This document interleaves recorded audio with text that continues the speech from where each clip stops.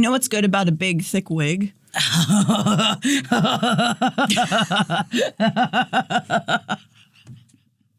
Oh, where do you think I'm going with this? I was taken aback by, it's good about big, thick wig. What? Don't have on the ears. See, okay, I said this. Guess who put on the ears before she put on the wig? All right, what an idiot! Commitment. I'm such an idiot. I'm double fay today. But then you can pull your ears. You can pull your hair back, and that's cute. We look like a couple of floozies today. We really look like we look like we're in Tu Wong Fu. Thanks for everything, Julie. We do. We look like we're at like a bachelorette party right now. Yes, it's fine. Also, I'm wearing a prom dress, so I also look like fabulous. A 40-year-old also look teenager. Fabulous. No, I did. I put this wig on. And I sidled up to Jeff and I was like, "Hey, Jeff, you like how this looks?" And he's like, "You look like your name is Bobby with an I." And I was like, "Is that bad?" And he's like, "No." And I realized something in that moment. I had no idea. So I'm ready. I do feel like this wig, of course I got it. It's a cheap It's really wig. cute. And I feel love like this on you. Because you've never dyed your hair before. No, I've never dyed my hair, but I feel so washed out as a blonde. It's really cute. You think so? Should I go blonde? Yes. Do blondes have more fun? That's what I'll say the entire time. They get more sexual harassment. Ooh, that does sound fun. Oh, you're getting some weird energy from me today. 2024 sexual harassment theme? No. I'm wearing bucket hats. Oh, for 2024? Yeah, I've been wearing bucket hats. I've got a lot of bucket hats. Yeah. But, next 2023. Year. Oh, next year. Oh, yeah, we could do that for next year. Okay, great. Ow, wow. I got to get better at my cat calling. Oh, no, I thought you were going to get sexually harassed as a blonde. Yeah. Yeah, I'll start. You know what? I'm taking my panties off. I want everybody to know I'm taking my panties off. I have underwear on, and I want everyone to know, and I'm not going to be taking my panties off. I can see both of your hands, so if you are taking your panties off, I would watch whatever you're doing because I'm curious. If I could do it without my hands, they're gone. You wouldn't need to be podcasting anymore, I feel that much. Put me on Penn and Teller or Chris Angel. Oh my God, wouldn't I be perfect as an assistant for Chris Angel? You would be. Yes. Get me in there. I'm a show woman to end all shows. And you definitely would be Bobby in that scenario. For sure. Oh, I'm definitely wearing this wig with Chris Angel. And in my Illyrian fighting leathers, I think that that is going to be sexual harassment 2024. Yes. Because again, I got my top on because lots is happening today. But it's the top that I just can't keep myself from touching my breasts in. They're right there. What am I supposed to do? Sexual harassment 2024. I'm sorry. Yeah, okay, self-sexual. I was about to say, I'm like, I hope that you don't feel harassed right now, Natalie. I don't. Don't worry. Is it because I'm looking so good? Yeah, because you're too hot. Sexual harassment? You're too hot for it to be sexual harassment. All right, let's get out of this conversation.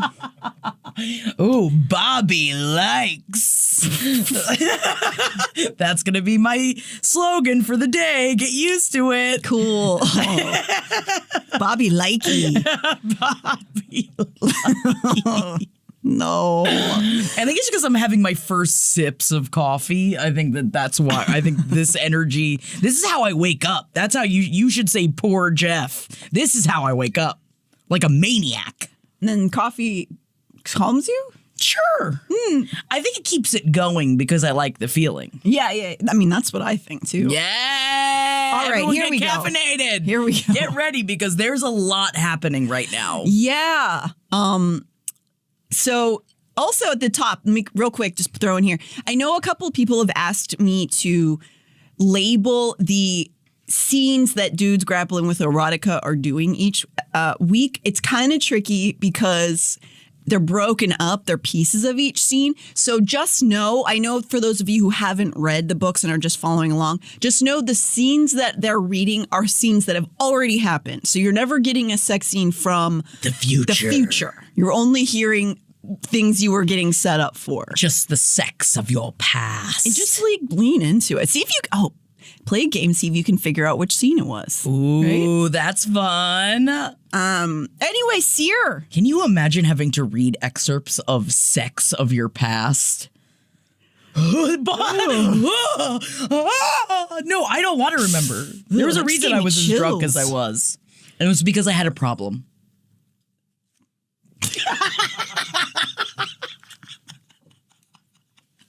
Bobby, you're out of control. Bobby likey. Seer. Seer.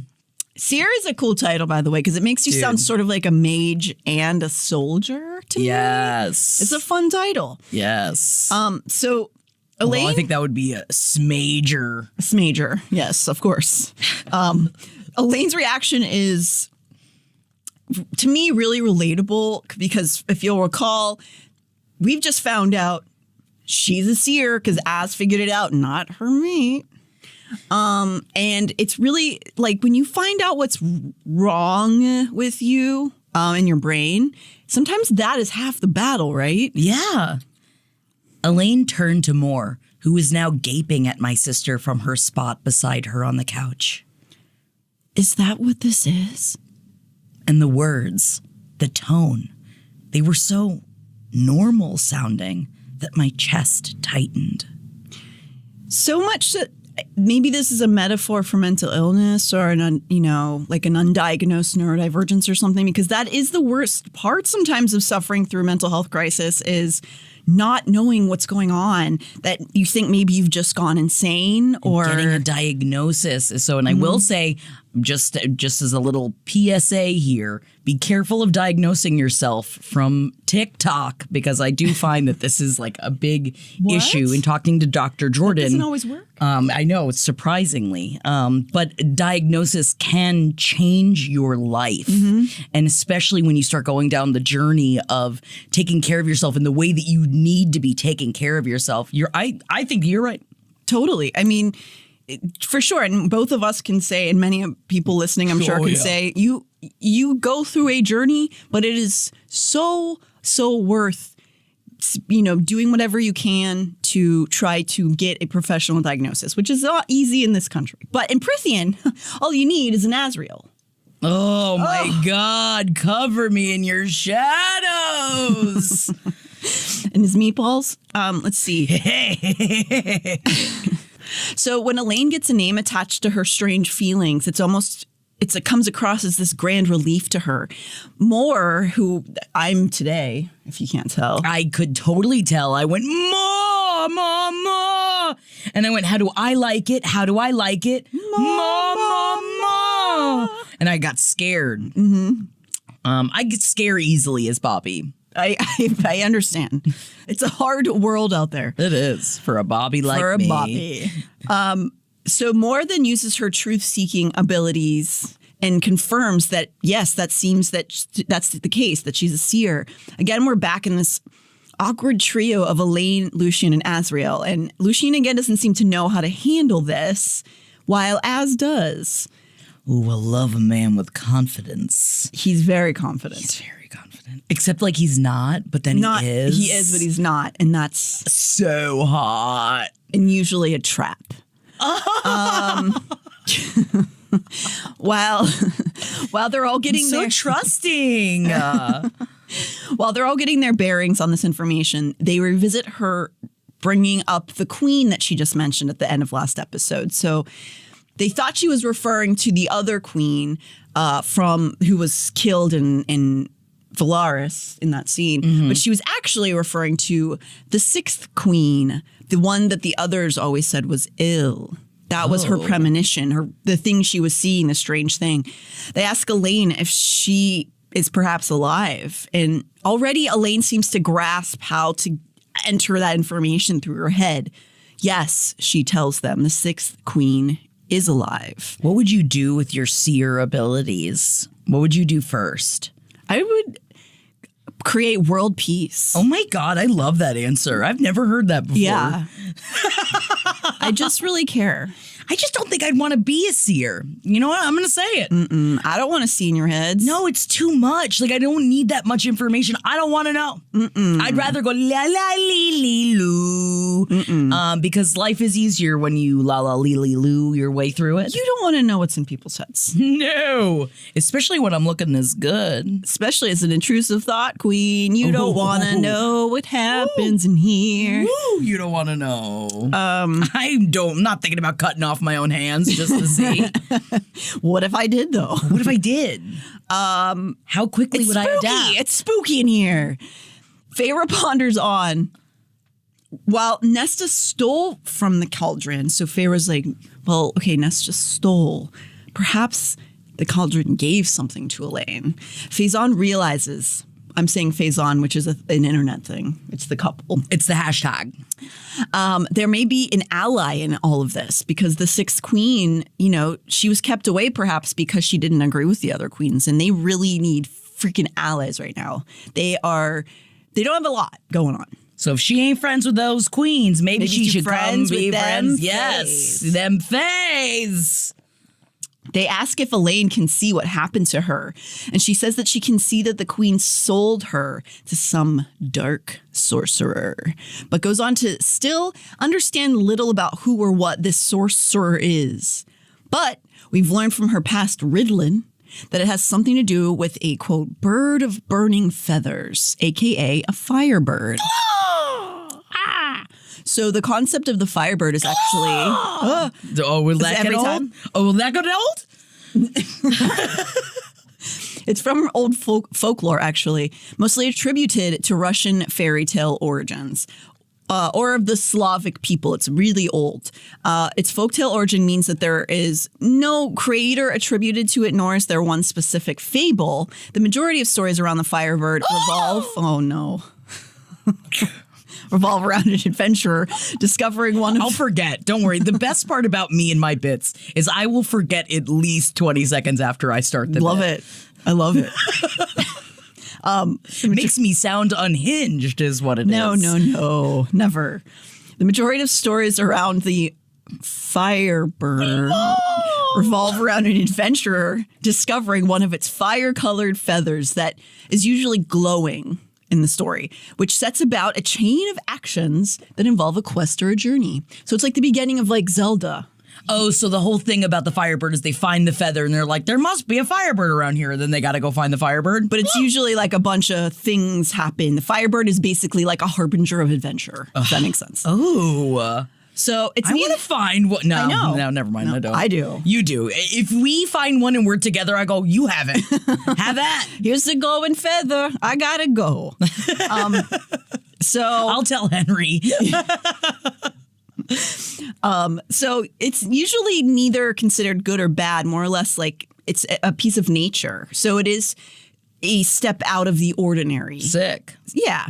It's alluring, beautiful, but also a little dangerous, just like nature, out of, signifying an excellent adventure, if you will.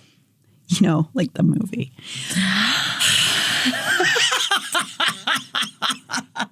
It would seem, though. I get it. It would seem, though, that SJM was actually referencing specifically the ballet version, which is, in the ballet world, a very popular and often performed production to this day, though I don't think I've ever performed it or any of the variations that I can remember. You've never been the Firebird call? I don't think I've ever done any of the variations because all of the older ballets have variations that people do little excerpts of all the time. And this is like when you go to like drama competition and they have like one acts? Basically, yeah. But I don't think I've ever done it. I've seen it. It was composed by the prolific ballet composer Igor Stravinsky in and around 1910. In it, the Firebird. Walk this way. What? Igor. Yeah, I was thinking of Igor from... Oh. Gotcha. Love that. Remember we just walk this way and then they all walk the way he walks? I remember it. It's funny. You guys remember that? It's funny. It was good. You get Bobby likey. So in the ballet version, the creature is a magical creature who exists in the realm of an evil sorcerer named, you guessed it, Koski, Whoa. which is one of the creatures' names that we've already learned from A Court of Wings and Ruin, but also that exists inside a different Russian folklore, which was then blended together with Firebird myth for the ballet. So those were the first, that was how it all came together. So I do think SJM, she incorporates ballet into a lot of her stories, and I feel as though she was either a dancer or just a ballet fan, maybe. And Sarah, if you ever want to come on and talk to us about this, you're more than welcome to, because I know you're listening. You do ballet with we could do a ballet together. Yeah, we're manifesting right now, everybody. I just want you to know that you have to manifest your own life, okay? Put it into words. Bobby, you're really on a roll here. Bobby's got a lot to say today. She has a lot of opinions. Sorry, not sorry. That's something that Bobby says. Yeah, I'm pretty sure you're correct. So basically in the scene, we learn of Koski in his hideaway on the continent. And let me show you. I've been using my okay, there we go. All the way up here. Whoa, that's far away. So all everybody the way else is over there. Across somewhere in this big old fat lake. He's in here. So basically that's what we learn in this scene. So are you turned into a Firebird? No, a Firebird is its own being. Okay. So even in the ballet, it's not the woman. It's not like, because in Swan Lake, you hear, a lot of times in ballets, the woman is turned into a creature. Right. Firebird's Firebird. Sick. Yep. Cool. You can't have sex with it. That's basically what I'm saying. Whoa. Yeah. Man, I wasn't thinking about that, but now I am.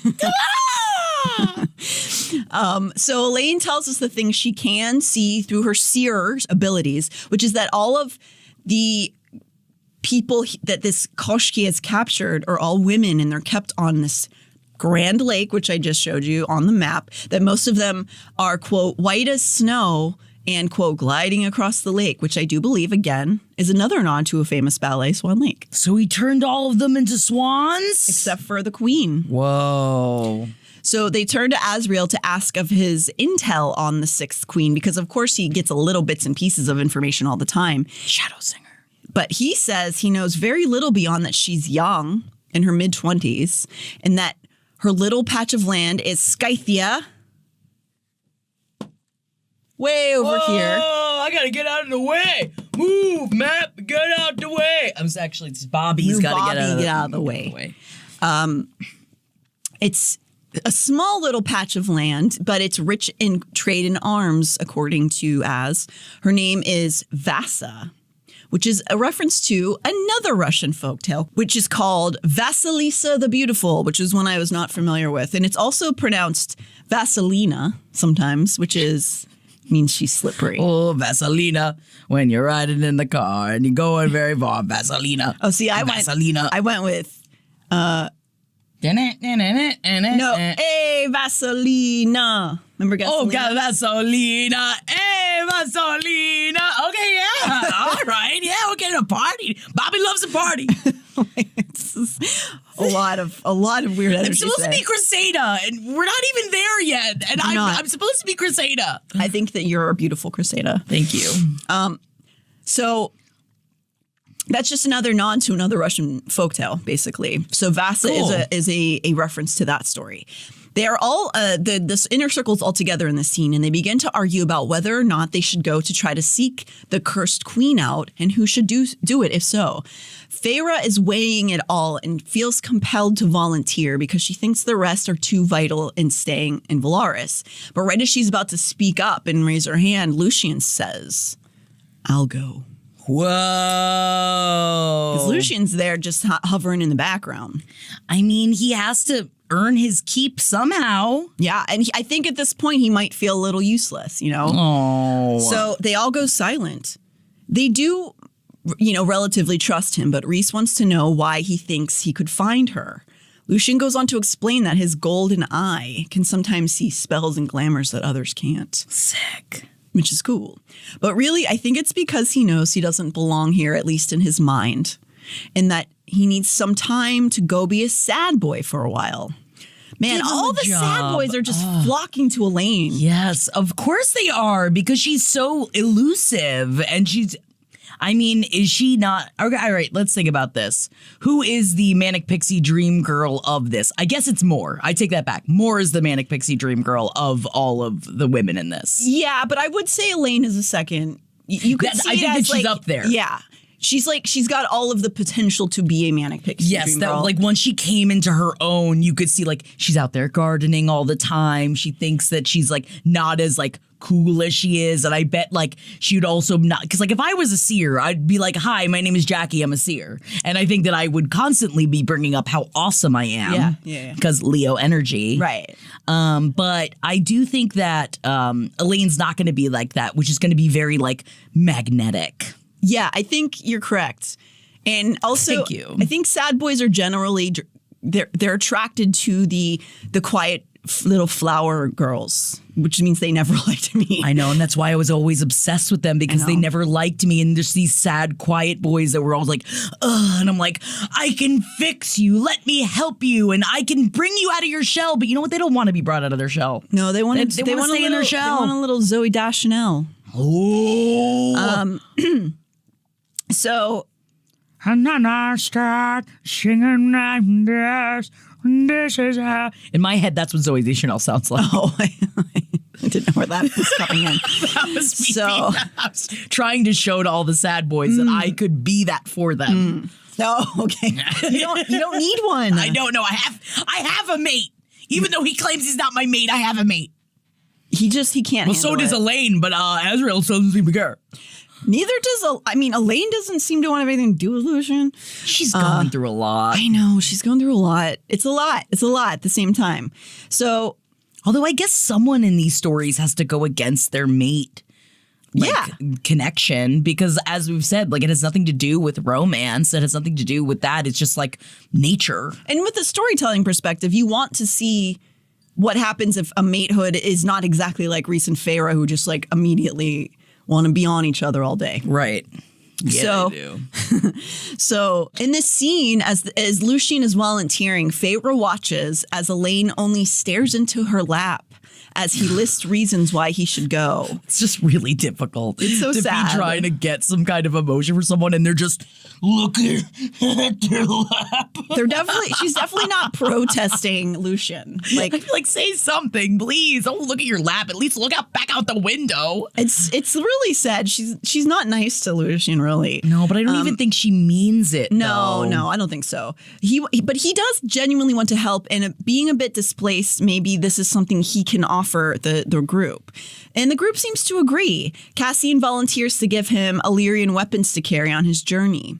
Rhys instructs Moore and Cassian to go to the hewn city and see if they have also been infiltrated by the king's henchmen, because if you'll recall again, this is taking place shortly after Cassian and Rhys have saved Feyre and Nesta from the ravens in the library. The ravens. Because they got in to Velaris.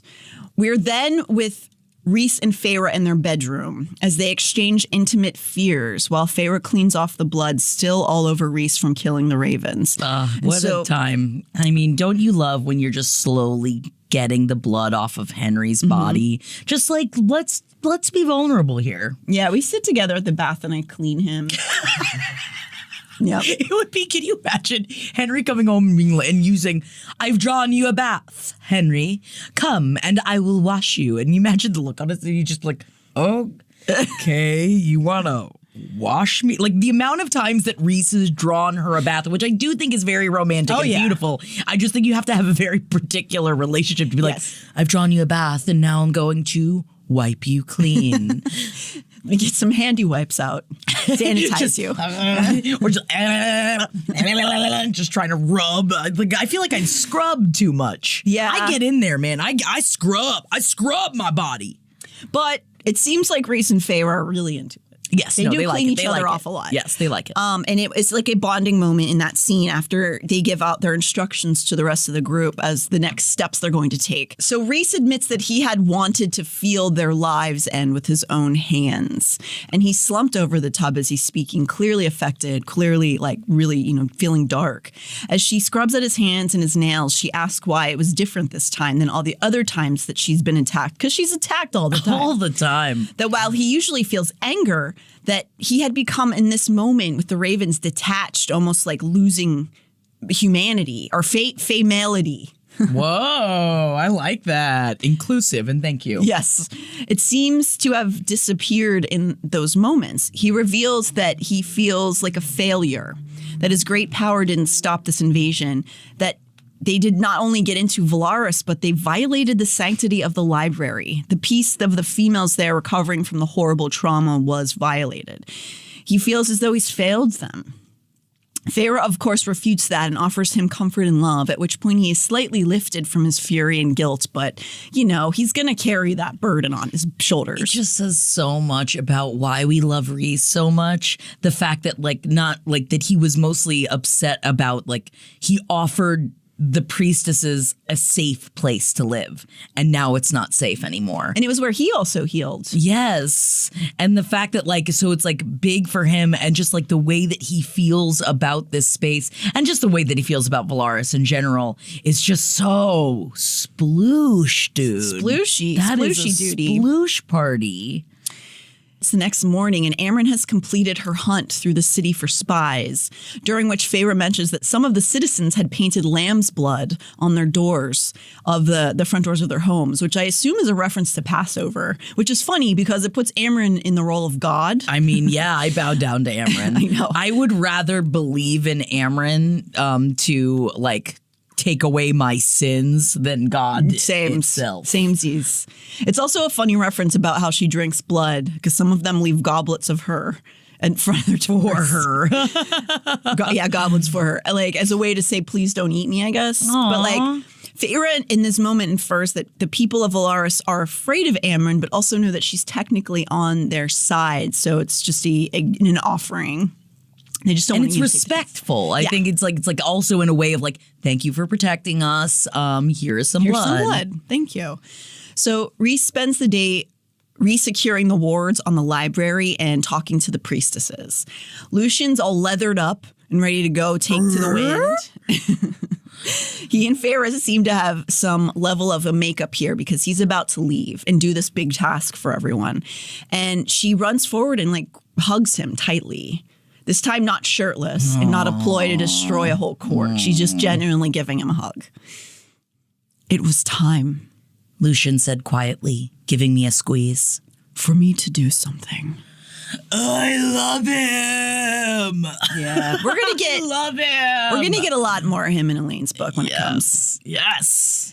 And as Rhys holds his hand out to winnow Lucien to the beginning of his Firebird quest, which was he's basically winnowing him to the edge of the continent, Feyre notices that there's also a clasp between them that's almost a handshake. Oh, you mean like one of these?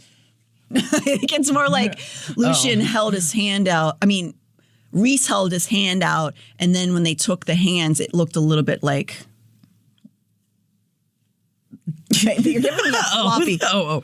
It's a handshake. Yeah, but like not like openly. I think she was noting that it seemed like a trucey kind of. Oh, okay, because that's why I saw it as like maybe. like Lord of the Rings, like brother, like the clasp on the forearms. Maybe it was. Bobby sees it that way. Bobby sees it that way. Bobby likey. And then, before that dark wind swept in, Lucien looked back. Not to me, I realized. To someone behind me. Pale and thin, Elain stood atop the stairs. Their gazes locked and held. But Elain said nothing, did not so much as take one step downward. Lucien inclined his head in a bow, the movement hiding the gleam in his eye, the longing and sadness. And when Lucien turned to signal to Rhys to go, he did not glance back at Elain, did not see the half step she took toward the stairs, as if she'd speak to him, stop him. Then Rhys was gone, and Lucien with him. When I returned to offer Elain breakfast, she'd already walked away. She almost talked. how's about that? That is, I feel like, the first spark of interest we've seen from Elain, basically, for Lucien. Yes. What? Do you think that she was going to stop him, or do you think she was going to be like, I saw something? I took it as the mating bond part of her was drawing wanted to protect him. Drawing her. Oh, wanted to protect him. Yeah, it was being like, don't go. I don't want you to get hurt. That was my takeaway, but maybe she did. Maybe she saw a vision was going to tell him. And then realized like, maybe I shouldn't tell him. Or is she even like at that place with her seeing capabilities? Oh, yet? No, I don't know. I don't know. I don't know. Feyre waits for Rhys to return, and shortly he does, with word that all is well, and Lucien is headed forward onto the continent eastbound towards this mysterious lake. I wonder if we'll ever get a perspective of Lucien's journey throughout all this. There's so many side quests in these books that you're always like, I wonder what happened there. Yeah. As Feyre and Rhysand and the sisters are settling into their respective tasks for the day, Amren races through the door and into the room where they are all residing in the front of the townhouse. Amren's pale face remained calm, but her eyes, they swirled with rage. Hybern has attacked the summer court. They lay siege to Adriata as we speak. Crusader, come on, bitch, get on out here. Oh, no. It's no good. It's about to get a little upsetting for everybody. It's pure chaos in the next chapter. All of the inner circle is self-flagellating because that's what they do about not anticipating the move by Hybern. So they're all just going, I can't believe I didn't know. There's like so much stuff going on. Like, give yourself a break. Give yourself some grace. Oh, please. Find something that sparks your joy. Grace is my best friend. We both work at the Rodeo Diner. I bet Grace is your best friend. Yeah. Grace and Bobby hitting the road. Ooh, I would watch it. Lord knows what they're going to do out there. Probably commit a bunch of crimes and then fly off the Grand Canyon. Probably. So they use their intel to note that Adriata themselves was not prepared, having only a fraction of the city's battleships close to shore at the time. They used their intel to note that Adriata itself was not prepared, having only a fraction of the city's battleships close to shore at the time. They are outnumbered by far, and a slaughter is happening. Oh, I know our friends that want to kill you. Rubies. Yeah, they did give us those blood rubies, though. Here, Amren admits we did steal from them, so I understand the blood rubies. It's fair. But fortunately, it seems as though Amren is boinking one of the lead Varian guys there. So it's probably going to help them in the long run. Man, how hot is Varian? If we know how hot Amren is, can you imagine? Oh, yeah. Can you imagine? Beautiful man. So she admits in this moment that she got the message from Varian. Varian sent out the call to her to prepare Valaris for any troops infiltrating there, because they don't know that the Ravens already showed up at Valaris. So Varian was basically telling Amren, prepare yourself. They're probably going to try to attack you. But Feyre and Rhys know that they can't leave Adriata alone to fend for itself. Rhys commands Cassian to prepare the Illyrian legion. So even though Tarquin in the Summer Court didn't reach out for help, they can't just leave them to die. No. So they go to prepare all of the Illyrian legions to go fight. Feyre watches them prepare for battle, Rhys leaving for the war camps immediately to delegate and head the forces. Nausea had churned in my gut as Cassian and Azriel's tapped the siphons atop their hands, and that scaled armor unfurled across their body. As 7 siphons appeared on each, they disappear, and when they disappear into the sky, and more appears before Feyre shortly after. She is distracted enough to not notice Nesta watching nearby. "Will you fight?" she asks.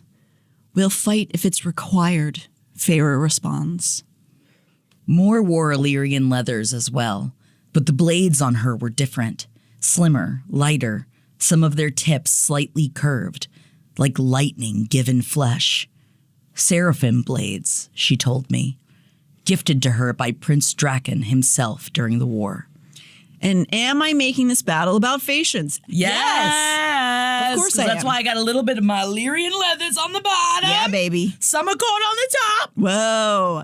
I mean, they've got to look so hot. I'm sorry. Yeah. Can you imagine? Just strapped with leather and just covered in weapons. Ooh, woo, woo, woo. So I'm sure they're more covered than my Illyrian leathers, but in my brain, can't a Bobby dream? I feel like you could show a little no, that's where your heart is. Yeah, you probably got to cover all this up. Most likely.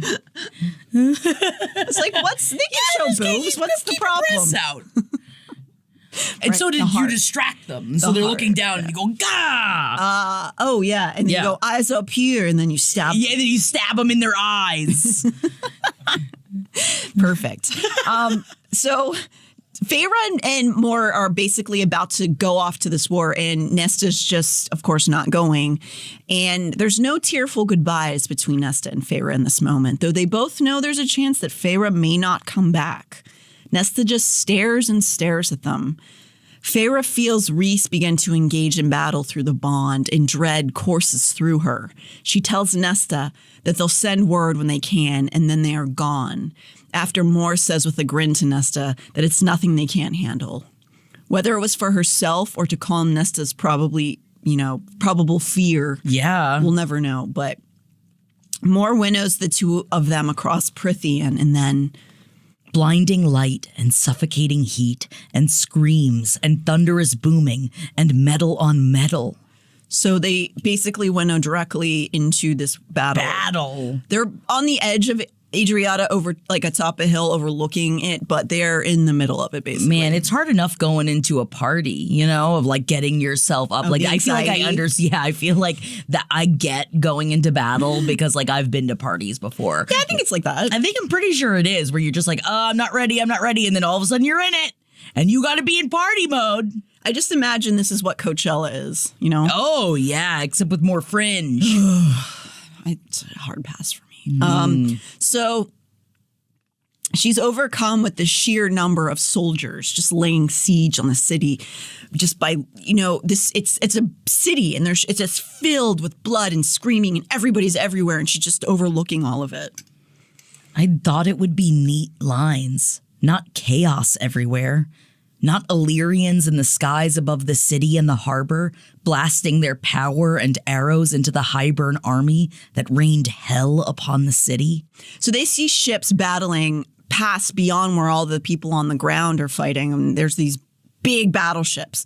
And Tarquin's sails are white and Hybern's are gray. The gray ones outnumber the white by far. Mor is dismayed to note that no other courts have appeared to defend the Summer Court. Though at this time, they also see that Tamlin and his Spring Court legions, whatever is left of them, have not appeared to aid Hybern's forces either. Interesting. Yes. Wonder what Tamlin's doing. Is he still just destroying his own castle? Yeah, I think he's just in there breaking his stuff. Probably. So Feyre briefly thinks of Alice, praying that she is far from this city. Oh, Barkface? Yeah. Where them kids, Alice? Hopefully not in the city. Yeah, hopefully she took them far, far away. Mor receives orders from Rhys and her mind to go to the palace and defend the people there who are being basically blockaded in. We stick close and you don't get out of sight, Mor said, smoothly and precisely. We don't go down a hall or stairwell without assessing first. If you can't bring yourself to make the kill, she added without a hint of judgment, then shield me from behind. Oh, what a badass bitch. Yeah. Feyre, though, tells her that she can make the kill and recalls her actions on the day Hybern attacked Valaris, where she killed a lot of people. But I also understand where Mor is coming from. Yeah. Just like, but still, it's like, yes, you've done it once, but, that was when you're doing that for the first time. This is like real full-on battle. This is a battle. Like, this is a whole nother can of worms. So they winnow into the palace, and she can see through the windows the battle raging on outside. She tries to turn her focus into the relatively quiet building they are now in. Up above, on a higher floor, they can hear frantic murmuring and realize that it's the High Fae of the Summer Court barricading themselves in, leaving the lesser Fae below to defend themselves. Doesn't matter how much you like the High Fae. They always are just trying to think of themselves. Except for the Night Court. Interesting. But everybody thinks they're bad. And everybody's wrong. They're really good. They are. Because Rhys is down on the ground fighting amongst his people. Oh no, Bobby, it's okay. Relax. Bobby, why? Bobby talks in third person, by the way. Bobby, why? And Feyre calls the High Fae bastards to herself as she reflects on how the High Fae's magic is stronger, and they have left those less able to defend themselves to die. Mor and Feyre head down because they're Mor and Feyre, and they're not going to leave them. Yes. And to face 50 soldiers alone, potentially without any assistance whatsoever. So chapter 36 begins with a killing montage of just the most fun massacre I can imagine. 2 incredibly hot women in black leather just laying waste to a bunch of foot soldiers. It's fun. Yeah, I know how to fight. So yeah, they're just chopping heads and stabbing chests left and right. Yes. Do you think it would be better to be killed by 2 hot women or by like a gross, ugly man? No, 2 hot women for sure, because I feel like as I'm dying, I'd go, good for them. Yeah. Oh, you would yes queen them? Yes. I think it would be nice just because you'd want like a pretty image in your last seconds. You're like, you're pretty. I just hope they put my face in their breasts as they're killing me, and that would nice. be. Wouldn't that be great? Maybe just like let me drown in them. Oh, that would be fun. Yeah. So if they could do that, so if any of you hot women are out there going to kill me with your breasts. You heard it first here. So Feyre is using her powers and especially utilizing her water powers, which are probably most active from being in the Summer Court. Mm-hmm. They at one point find a group of Hybernians raping and pillaging a group of citizens. Ugh. Sorry to use the R word in our fun fairy books. And they tear through the room. It just makes you want to kill them. Yes. It just makes you like, no, you have to include these things so that we know we have to kill all of these people. Yeah.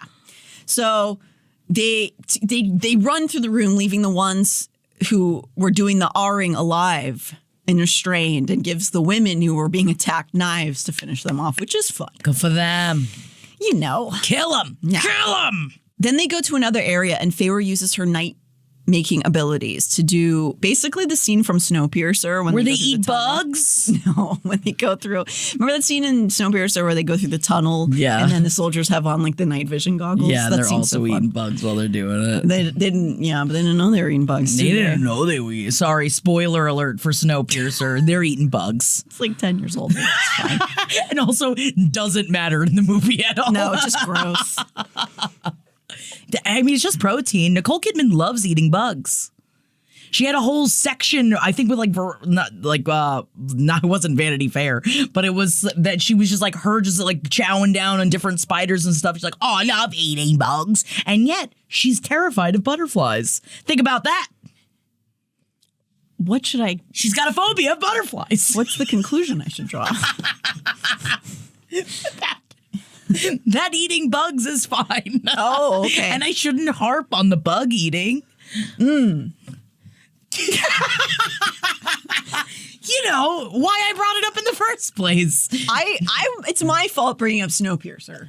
Honestly, I was going to say it was your fault, but you know.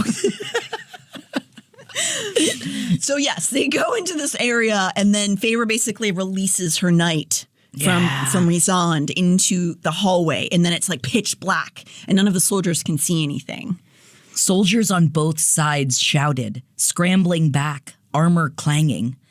But I shifted my eyes, made them night-seeing, as I had done that in that Illyrian forest when I had first drawn Hybern blood. Mor, I think, was born able to see in the darkness. She grew up in the cult of nightmares. That's so sick, though. That's just such a sick line. She was born able to see in the darkness. Yes, she was. More so badass. Yes, she is. So they make their way through the corridor, take names. When they remove all the darkness, the Summer Court... And what is your name? You are bad. Gary, the brutalizer, you are bad. Naughty. Sorry, just taking names got me. Gary the brutalizer. So When they remove the darkness, all the summer court soldiers are staring in shock as the entire Hybern side lays dead on the floor. They finish out the palace, they clear everyone out from Hybern, and then they go into the streets. They engage in battle after battle, sometimes getting wounds of their own but never falling. Slowly, we purged the streets of Hybern soldiers. All I knew was the sun baking the blood coating my skin, the coppery tang of it clinging to my nostrils. As they eliminate Hybern in their section of the city, Feyre finally reaches out to Rhysand before having not wanted to distract him. He doesn't respond. She can feel his wall there in the loud raging wind, so she knows he's alive. She tries again and again. Finally, she sees a tiny crack for her to enter through, and suddenly she's seeing directly through his eyes. He's landed on a Hybernian ship and is coated with sweat and blood. As he landed, he misted 6 soldiers in front of him. Man, that's so... Like, I know that I don't understand magic, right? Go with me on this. But if he can mist people like that, like literally turn people into blood mist, how can he not? Is it just that, like, he can't discern between his own soldiers and, like, the good guys and the bad guys, that he can't just, like, mist all of them in one go? Well, it does take a toll on him when he does it. So he has to, like, basically, it seems like they have to store power up, almost like if you were in a boxing match and you could, the first punch you throw is really brutal, but by the end, you're like losing all of your power. Okay. So he has to save it. He can only do so much at a time. And also, he just winnowed in all of these soldiers. So that takes a lot out of him. A lot of energy, too. But another reason he went to this ship is that he can sense almost a net over his powers, and it's coming from some source, and he realized he traced it to this specific ship, which is why he landed on it, because there's some form of dulling of his powers happening. And so after, doing all this, he is losing his strength, even though I guess when he's losing his strength, he could still just make 6 people just turn into blood mist. But that's just because of how strong he is. Yeah. That even when he's losing his strength, he can still just kill 6 people with nothing. Yeah. And so when he lands, the rest of the soldiers on board just kind of stop and stare at him, pretty sure that they are going to die. Feyre hears Rhys through the bond thinking of how he has bigger fish to fry than these little foot soldiers, and that he had come to the ship again because he sensed the power emanating from it. That he could have ended this battle sooner if not for this thing dulling his senses. The armed soldiers around Rhysand parted, and he appeared.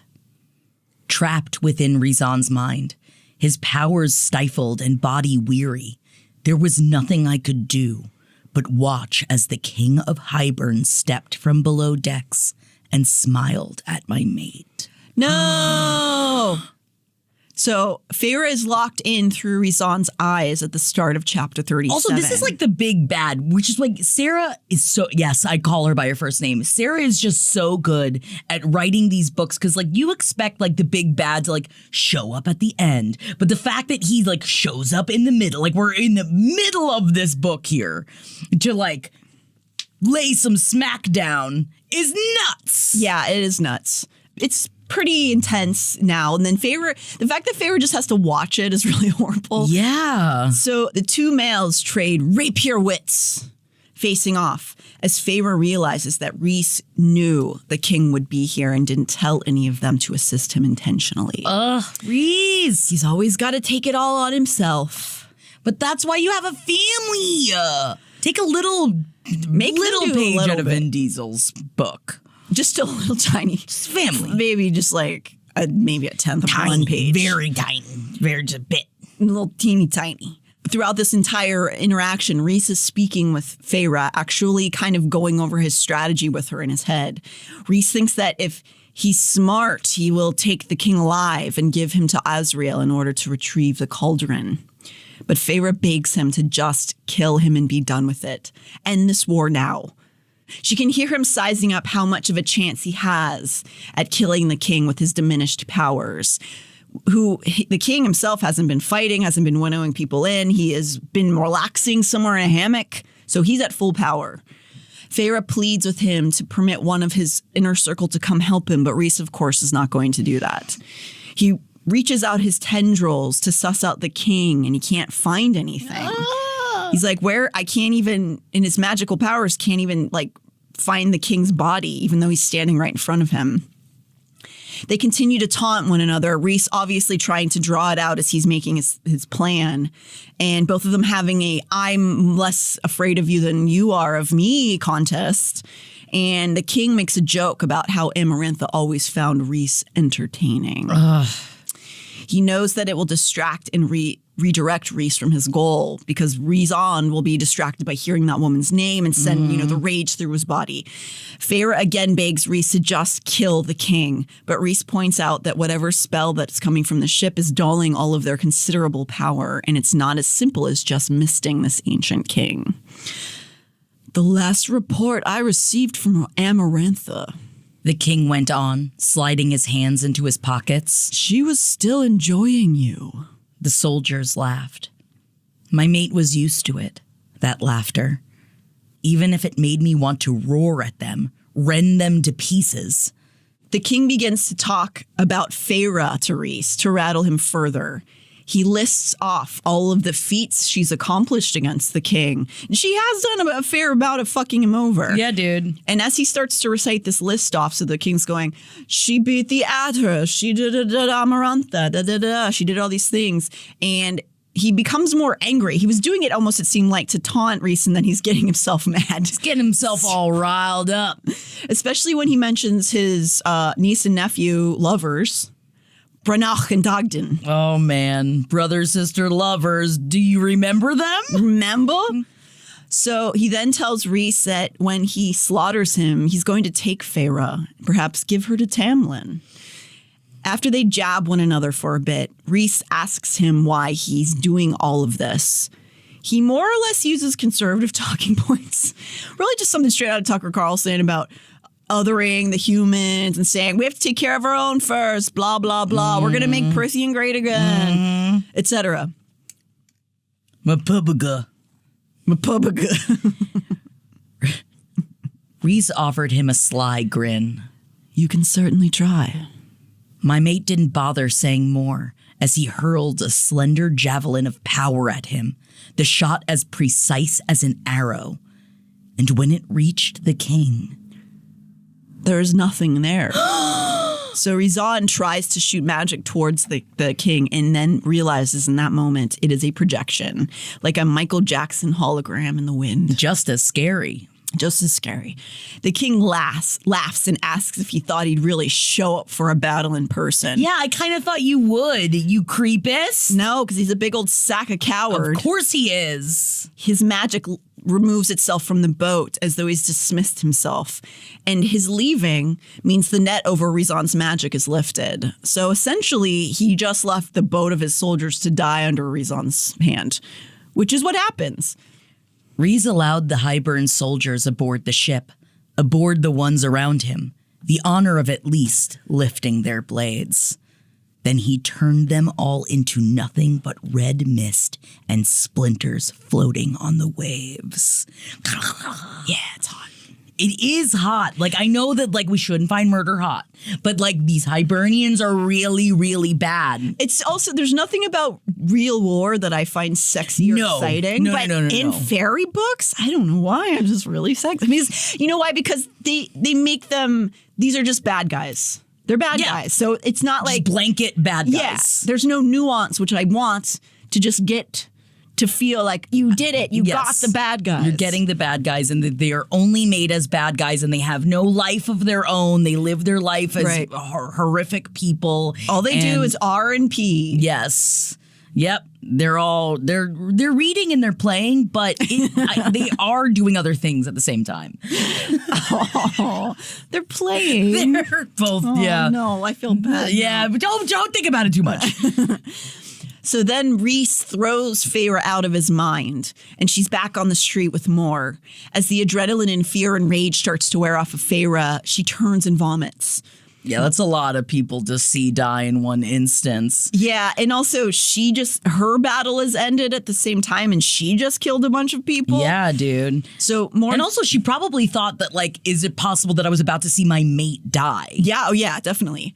Moore drags her away from the terrified citizens of Adriata into a little alleyway where Feyre collapses and continues to be sick.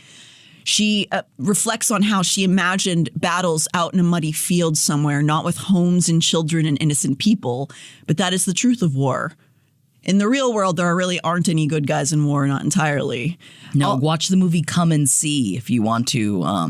Come and See and All Quiet on the Western Front, 2 movies that are really good at not glorifying war whatsoever. That's good. Really shows, it's all bad, huh? Yeah.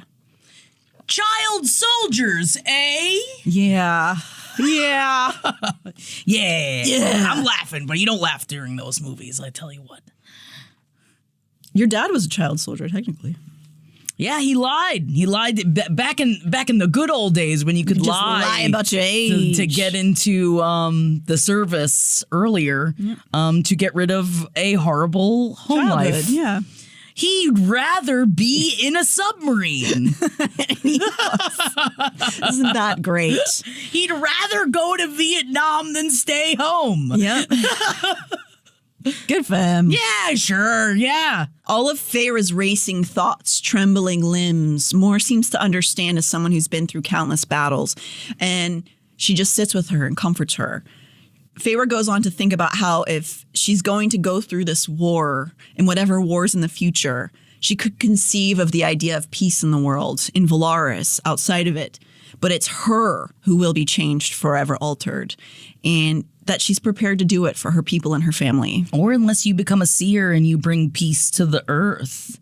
Does that include Prithian?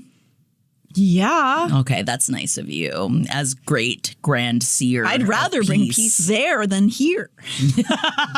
I just want them to be in their pretty dresses, just having their fuckabouts. That's what I want. Like someone had mentioned, I think in our Twitch chat, that they were talking about like there's not as much fuck in this book, and I was like, yeah, because like it's still fantasy. Like there's still like there's war is afoot. I mean, yeah, we'll get back to the fucking. Don't worry. And I really enjoy her action sequences. I think that they're really exciting and interesting. I feel like these parts of the book I'm reading like cartoonishly fast. Yeah. Flip, just like she's soaking it in. Yeah, for sure. I guess they call that a page turner. Is that the phrase? It is. You're flipping them right through. Flipping them. So the next scene in the aftermath is the aftermath of the battle. They are back at the palace where there are dead and dying, and the Fae who are trying to attend to those people, those Fae. Feyre and Mor spot Varian, and though he is friends with Amren. Oink, wink, oink, oink. That's how Bobby winks. She says it. Oink. Though Varian did in fact warn the all of Valaris people, she knows that there is still a blood ruby on her head. But even though she has that knowledge, she doesn't have the strength to defend herself, so she sort of just takes her chances when he spots her.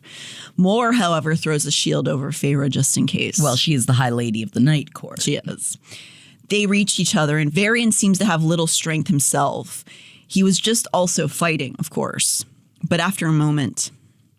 Varian rasped, his voice hoarse enough that I knew he'd been screaming for a long, long time. He's in the oak room. Feyre thought he meant Rhysand, but he was referring to Tarquin. Blood rubies. Uh-oh. She's in big trouble. She's going to the principal's office. So when she and Mor arrive to this big oak room where Tarquin is seated, a room where she was greeted warmly in the past, Tarquin stares daggers at her and commands all of the others in the room to leave. Mor, of course, will not do that. The three of them square off. I guess triangle off? Yeah, 3 points. 3 points. Yeah. Probably a bit awkward. But Tarquin starts off saying that he heard that the two of them had cleared out the palace. They acknowledged that they did. And he said that he had expected them to come to finish off his court. Of course, in reference to the last time they showed up, took a bunch of guards out, stole the book, caused a bunch of general chaos in Adriata. So it's a fair thing for him to assume. Yes, he is fairly upset. Yes. Tarquin says that he believed they had arrived alongside Hybern. He had heard, of course, of Feyre's handiwork in the spring court and assumed that she was also coming to collapse the summer court.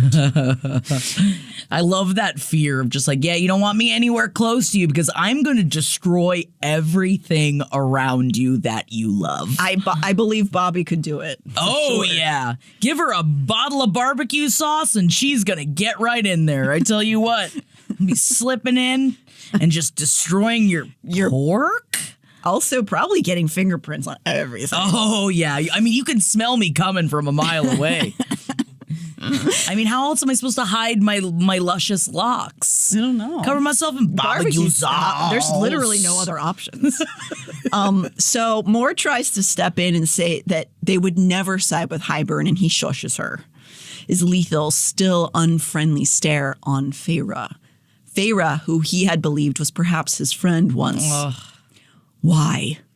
Tarquin demanded, sunlight glinting on his armor, whose delicate overlapping scales were fashioned after a fish's. I didn't know what he meant. Why had we deceived and stolen from him? Why had we come to help? Why to both? Our dreams are the same, was all I could think to say. So suddenly, Rhys is behind her. So she's very relieved. Yeah, and he is engorged. He's not. This isn't a sexy part. No, and he says, my mate and I had our reasons, Tarquin. She feels, thankfully Rhys is here now, and she knows that he's in one piece and safe, and he quickly says down the bond to her that their family are all also alive and in fine shape. This is the first Tarquin is hearing about their mating and is a little taken aback. He's then again with the anger. He blames Feyre for all of this. Because of her, Tamlin sided with Hybern. Because of her, the spring court fell. Ooh. All was weakened, and she brought this to his doorstep. Ooh. Rhys, with no anger in his voice, refutes this, saying Hybern did this, not them. He tells Tarquin his troops will stay overlooking the city while they resecure all their wards, and then they will be gone out of his hair. Tarquin's not having it. It's clearly not a bygones be bygones situation. He's still very angry. He makes it clear he does not want their help. He tells them to get out and take their troops with them. Feyre tells him to go tend to his army, and he bristles. He tells Rhys that he should take his mate and leave and warn her not to give orders to the High Lords. I stiffened, about to whirl around, when Rhys said, She is High Lady of the Night Court. She may do as she wishes. Oh, shit! The wall of Fae standing before us withdrew slightly, now studying me, some gaping. A murmur rippled through them. Tarquin let out a low, bitter laugh. You do love to spit on tradition. Oh, and you're all horned up by it too, Tarquin. Don't even give me this. You also love to spit on tradition. Mm-hmm. This is, he's horned up. BFFs, anybody? Yes. Oh, they could be BFFs, and they would have been. Maybe they still will. But I understand why he's so pissed off. Yeah, of course. I mean, as he should be. They really tricked him. Yes. And he really started to trust them in that moment. Yes. Now he's mad at himself, and he looks at himself in the mirror and goes, Tarquin, you're so stupid. But you're so beautiful. So stupid. God, you're hot. But you're so dumb. So they don't answer him. Instead, Rhys and Feyre join together in that room as one unit, Rhys kissing her temple as they winnow out. Regardless of Tarquin's command, they do end up staying above the city, watching over and also tending to their own wounded, because many Illyrians were hurt and killed in this fight. Rhys and Feyre pitch in, Feyre wrapping wounds and holding down patients while they scream. Yes, wrapping. You got a wound and it must hurt. Boom, boom, boom, boom, boom, boom. Yeah, she's entertaining them. And then they ask if they can just die as she's doing it. She goes, no, let me paint something for you first. And she just pulls out a bunch of an easel and she's painting them on the battlefield. Please kill me. So she continues to help in the, as a Feyre would. Yes. And then she falls asleep sitting up and wakes up to find herself in a tent laying on a pile of furs. Rhys is there next to her bed, going over paperwork. He tells her to go back to sleep, that it's still the middle of the night. And she rightly points out that he is not doing that. It turns out he's going over a list of the dead. Like you do. Yeah. They've lost some. Tarquin's lost more. We learn that Cassian tends to be the one who travels around to the families to tell them their loved one has died. That's a hard job. I know, because I've seen A League of Their Own. Betty Spaghetti. Oh, remember that scene? George, no! It's a very serious thing. It's a thing that happens in the real world. I know. I'm sorry. We learn in the scene that Rhys is really spooked. Not only is the king powerful, but he is playing a bit of psychological warfare, getting into Rhys's head, invading his private spaces, and making it clear he knows all about his most cherished relationships. Fucker. He's like really doing his job. He's doing a really good job at being a prick. Yeah. Feyre watches her mate weary and sad. She tells him they can't fight this war without allies and that he should move the Lord's meeting to sooner. So they have it set for, I guess, like weeks out, and she says we need to do it sooner. We got to get the gang together. It's like Muppets Take Manhattan. It's just with a lot less singing. Love Muppets Take Manhattan. I think that's my favorite Muppet movie. Yeah, me too. Yeah, me too. Wow. And it's Bobby's too. Bobby's too? Yeah. He says he will move the meeting up, but with a wistfulness that breaks her heart. She tells him she loves him. This is a tender scene where we see a lot of Rhysand's vulnerability and how valuable Feyre's love is to him. He tells her that their first visit to Adriata was the first time he had let himself hope that maybe he'd hear those words from her.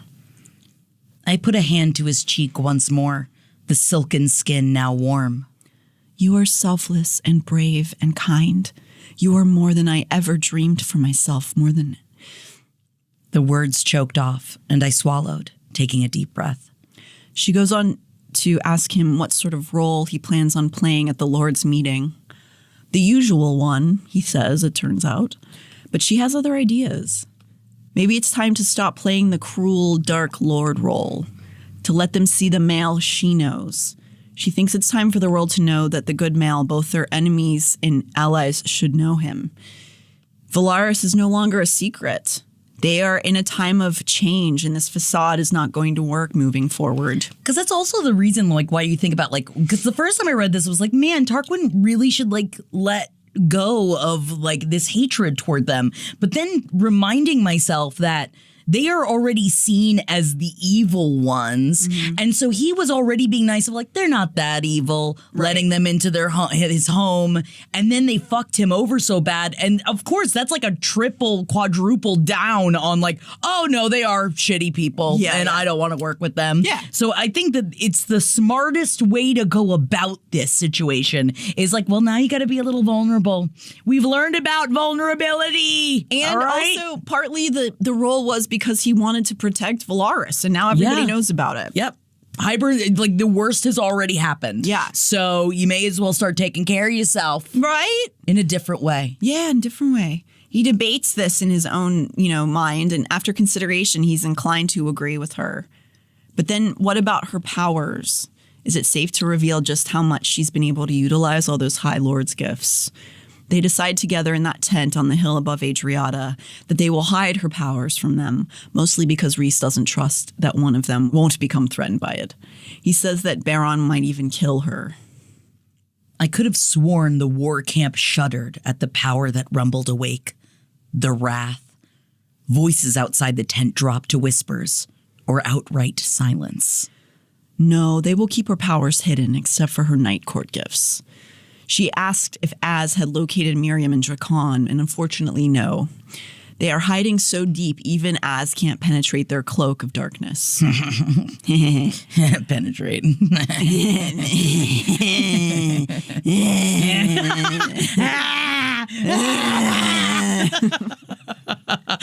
Did we just become feral? That's how I feel right now. It's the prom dress. It is. Rhys laments over never setting up a communication line for such emergencies. When Feyre asks why he didn't, he explained that he wanted them to have their peace, to be forgotten by the outside world. He looks so troubled that Feyre thinks he's got a fever and the only cure is her butt. Yeah! She pushes him back onto the furs and, quote, worships him with her hands and mouth and then her body. Aren't they covered in blood? Like, here's the thing. I am a horny bitch. But, like, if we're both covered in blood, I could wait. You know? Like, that's not making me surge. But I guess if you're in a war camp, yeah, if you're like in this, I feel like if you're covered in blood in a beautiful hotel room, it might be different. Yeah. But if you're just like in a tent on a war ground, everybody's already kind of. But even like you said, worships him, like I get worships him with her hands, sure. But with her mouth. Well, I don't think his penis was covered in blood. Yeah, but still, like, he hasn't had a shower. Like, all I could think about was like, man, they was like ripping off the Illyrian leathers that I'm sure don't breathe. Well, that you have to take that off and then you're also covered in blood? Well, it sounds like the mating bond makes their sense like irresistible to one another. Oh, so that doesn't She's even like, matter. She wants it even stinky. Oh, this is a stinky moment between the two of them. These are the things we have to dissect here on ACOTAR, all right? Why we're doing it. They winnow out early next morning, and Feyre notes that there are still screams of pain coming from down in the city as plumes of smoke rise into the air from the fires that have not yet been extinguished. Back in Valaris, they find a wound-up Amren and Nesta, both pretending that they're not agonizing over males who were in the battle. I mean, grow up, guys. But they have no communication. You're allowed to like a boy. Yes. So as they demand to know what happened, Rhys stealthily drops the info that Cressida and Varian are alive and safe. Something tight in Amren's face seemed to relax at the words, his careful, diplomatic words. But Nesta was glancing between us all, her back still stiff, mouth a thin line. Where is he? Who? Rhys crooned. Cassian. I didn't think I'd ever heard his name from her lips. Ooh. Oh, okay. Okay, Nest. So Feyre realizes that Nesta is genuinely worried for Cassian, but before she can respond, Moore says, he's busy. Oh, talk about a triangle off. The two females stare into each other's eyes. Yeah, dude. Not sexy, they're mad. But if they kiss, it would be fine. Yes. I don't think in this moment Moore is being territorial as much as protecting her friend, who Nesta is very unkind to on a regular basis. I think it's more, to me, I read it as, oh, you suddenly give a shit because you treat him like garbage all the time. Oh, you care now? For sure. Which is definitely what it is, but I feel like as you're reading it, it could be deemed as like she feels like she's stepping in her territory. But I like that, like, as you get to know more is revealed over time. Feyre does see it like that in her mind, that perhaps there's a fear from Moore that the little toxic trio that Asmore and Cassian have created for themselves and have been a part of for so long may be splitting apart if Cassian's caught real feelings for the first time. Then what's she gonna do with Az? Be honest? That's stupid. Yeah, that's... Again, vulnerability? No. So Moore goes on to say, when he gets back, keep your forked tongue behind your teeth. Can you imagine if someone said that to you? I would just be like mouth agape, just like, okay. Bobby wouldn't handle that, though. She would not take that shit. No. Oh, no, Bobby? Oh. She's slapping. She's sliding in. She's got her Q-do on. Which means she's stealthily covered in barbecue sauce. Oh, I didn't know that. Her Q-do. Nesta deserves that tongue lashing, okay? Okay, Cassian, get it. Before this escalates, Rhys tells Moore of their decision to move up the Lord's meeting and that he needs her to help coordinate that. Nesta doesn't falter as Moore continues to stare her down and then winnows out. As Nesta and Amren turn to retreat to the sitting room, Feyre notices that Amren is secretly wearing the necklace of rubies under her gray blouse. Oh my God, she has feelings. She's got feelings for somebody. They return to their lessons for the night, which apparently was a history lesson Amren was giving Nesta about Prythian. As she and Rhys, she's got to learn it. she does got to learn it. As Feyre and Rhys head towards the hall away from the room where Amren and Nesta are sitting, Feyre hears Amren sort of comforting Nesta about all the stuff that happened during the war, kind of telling her that Cassian does this all the time and it won't affect him. He's very strong. But Nesta's like, I don't even care, so I don't know why you're saying that because I don't care about it. And that's why are you even talking about that right now? I thought we were talking about history. It's so crazy to act like this when you're in your late 20s, but it also goes to show, like, I want to say, like, oh, but she hasn't had the experience. She hasn't, like, had a good experience, like, flirting or talking to a man before. And spoiler, she's a virgin still. So this is like part of me does get frustrated with Nessa a bit with the whole like I don't know. But it makes sense because of where she is in her brain. Yeah. And I think it's these kind of things we have to remind ourselves as we read this. And expressing your feelings for someone is vulnerability, which she cannot handle. No. So, but then Feyre stops in the hall suddenly and throws in a wild card. She says, take me to the prison now. Rhys doesn't ask questions. Good mate. Chapter 40 begins with the two of them in the bone carver's cell once again. Well, Rhys is outside in the hall, but Feyre's in the cell and she's done with the riddling. Tell me what else you want other than the mirror. But the carver is more interested in the smell of blood all over Feyre. He's like, blood. Yummy, yummy. She asks him to pick another object, something other than the Ouroboros, but he's not interested. And what else could he possibly want? Money, fame, a Mercedes? Oh, maybe like a fun hat. Oh, maybe just like he wants to have a glow up. Yeah, get him some makeup palettes. Maybe give him something to play around with or paint. Oh my God! You just show up. The bone carver's cell is just covered in just like pictures of him doing things from before he was in the cell, and like him and his siblings who he has a tumultuous relationship with. But wouldn't that be cute? It would be so cute. No, he doesn't. He doesn't want that. Oh, okay. He's amused by Feyre's fear of the Ouroboros. He calls out to Rhys and asks if he's afraid too. He's toying with them. Rhys steps in and the carver is delighted to see that Rhys is covered in blood as well. He asks what they would give him. He chuckled. What about your firstborn? A secret smile as he gestured with that small boy's hand to himself. Rhys's attention slid to me. Surprise. Surprise and something deeper, more tender, flickering on his face. Not just any boy, then. My cheeks heated. No, not just any boy. Oh, but that's when they realize. Oh, not just any boy. Not just any boy. But the carver's just playing around. He's just toying with them. He wants the mirror. Nothing else is going to do. Frustrated, the couple goes to leave, and the carver asks for his bone payment. And Rhys throws a chicken bone from lunch towards him. I'm sorry. I'm going to ask Jeff for that when he gets home from work. Time for my bone payment. And he's going to throw a chicken bone at you. And he's going to throw a chicken bone at me.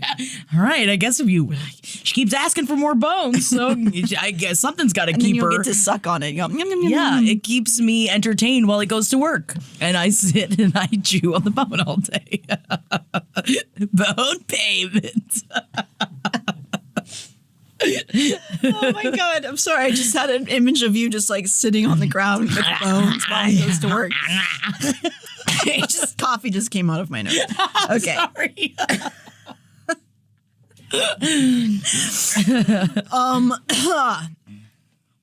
As they walk out, Rhys tentatively asks what the boy looks like. I interlaced my fingers through Rhysand's and squeezed tightly. Let me show you. And as we walked through the darkness toward that distant, still hidden light, I did. I personally would find this to be a little creepy. Oh, yeah.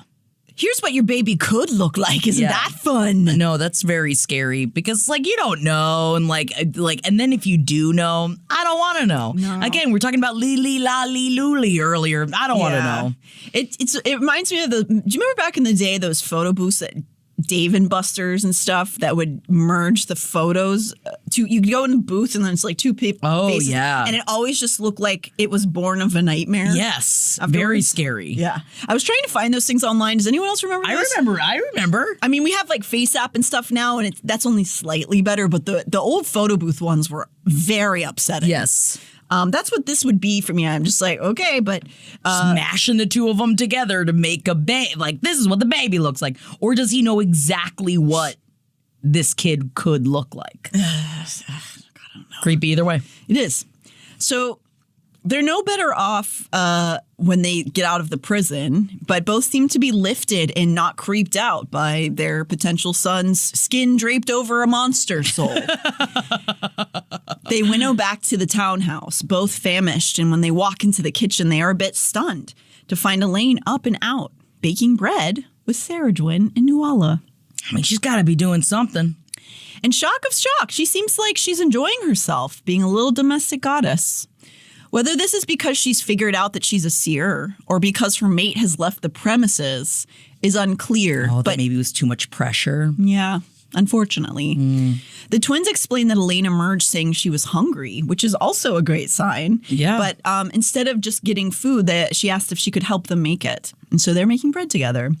Feyre is filled with a sense of relief, maybe not fully, but is joyous that Elain is showing signs of improvement. In an attempt not to spook her, they tell her they can't wait to eat it and they're going to go get freshened up. So they kind of just like back out of the room. As they leave, Rhys sees Feyre's shoulders lift up a little bit, and he says that he had that feeling the night Feyre ate with him on the Sidra, and she smiled for the first time. Oh.